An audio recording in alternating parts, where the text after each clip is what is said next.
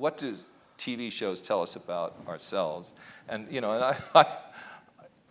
I don't even know how to get to first base with that question. I mean, I think it's worth exploring. I think it's an interesting question. There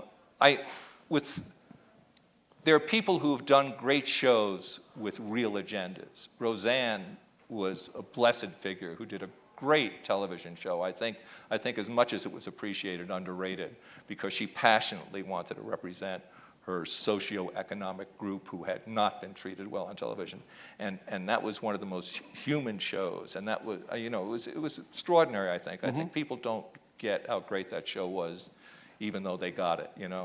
So you can't say it's a bad thing to do when there are examples like that. But it's a whole nother way to fail potentially.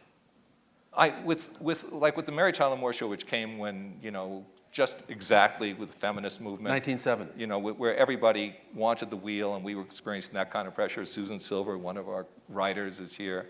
We were slapping everybody's hands to keep them off the wheel, of trying to make a statement about feminism with the show. Slapping writers' hands, hands?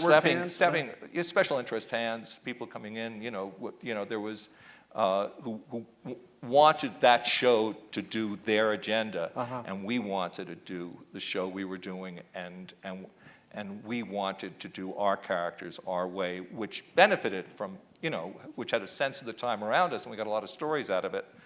But that was where, including our own hands, not our agenda, not our thoughts. That's interesting, because you certainly, for a generation of people, men and women, you embodied it. You were it rather than militating for it. And we got stories. We got stories because she lived in the time, she lived in those times, and we got stories out. There was a time when one of the most bizarre experiences I've had is there was a conference on feminism at the University of Texas where I was invited because of the Mary Tyler Moore Show to stay at the Johnson Ranch, and which was the women's movement at that time was like a revolution with rumors and people trying to do things to stop it. And then we went to the University of Texas, big school, and their auditorium, 1,500 people can sit in that auditorium. 1,500 women were in that auditorium. The speaker before me, and I'm scared being here today, let alone their 1,500 people. The person before me was Gloria Steinem.